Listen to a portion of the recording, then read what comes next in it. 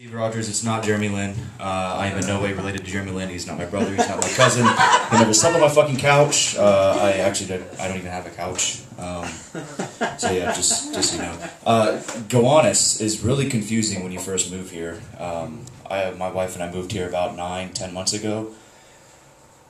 You learn very quickly what the Gowanus, like how to pronounce Gowanus after you say Gowanus, or I mean, like, you know, you just say it so many times until it just becomes right in your head, and you think that Gowanus is right for some reason. I'm not really sure why.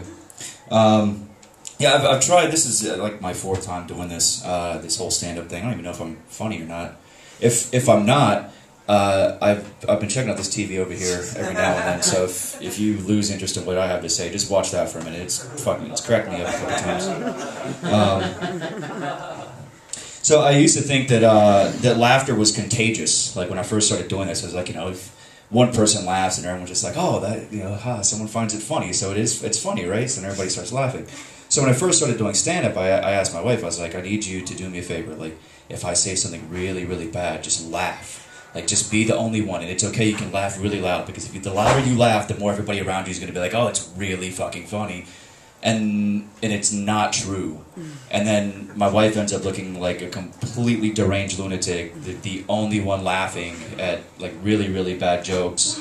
And there's no better way to get your wife to really hate you than to single her out in a crowd as she holds cameras and records my set, so I can look at it later and pick apart how bad my set actually was. Yeah, so my wife and I, we just celebrated our 5-year anniversary recently. Thank you. Thank you. And I think, Jessica, you said 7 years, right? And I looked it up, and 7 years is the average relationship, marriage is actually 7 years. So, in about a year or so, we're going to start planning for our divorce. Just so we have all our ducks in a row when that time actually comes up. I hate for these things just to kind of jump up and bite you in the ass at the last minute. Like, oh my God, it's been 7 years. We need to leave. We can't be together anymore.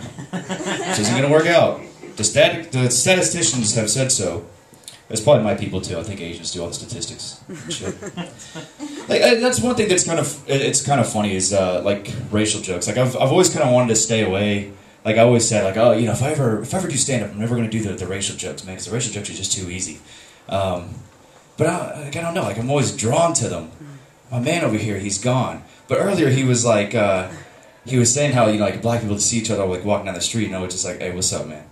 And then he was just like, yo, the white people, and he looked at me, and then he's like, went right to Quinn. And he was like, the white people do that shit. You know, he was just like, he kind of, I don't even fucking know.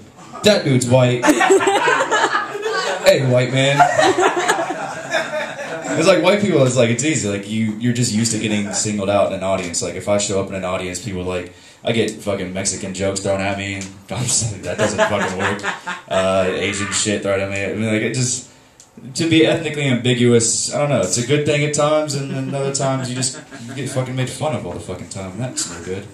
I apologize if I cuss too much. Everybody tells me I cuss too much, and my wife even tells me, she tells people who just meet me, she's like, my husband, instead of, when he can't think of what to say, most people go, well, and I apparently, instead of saying that, I'm like, well, what's his fuck? That's apparently what I say, instead of, I didn't know that. My sister actually called me on it one time, too. I went and visited my sister. I'm from North Carolina, and I was visiting my sister in Raleigh, North Carolina. And I was there for like a solid weekend or something. And when I got back home, she calls me up, and she's like, I don't know if you're aware of this or not, but you say fuck a lot. I'm like, fuck. I didn't realize it, you know? It's like, but then I'm like, but I'm 33, and is that really something you want to change about yourself at 33? I mean, it hasn't really. No, yeah, okay. It probably has affected me. I take that back. Yeah. Wow, there's another set. I gotta write that down. I stumbled upon some really serious shit just now. That is gonna fuck me up. Oh my god. So anyways, I'll close out with this. I have some other shit here, but I don't think I have enough time. So the 5-year anniversary gift is supposed to be wood. And I don't understand why every year you're supposed to do a particular gift. It's like silver or gold, and 5 years is wood. And my wife, being my wife, she bought me a picture frame, a wooden picture frame, and it had a picture of us from a dance that we did, and it was just like, oh, it's really sweet, and you know, it's what you do for your significant other.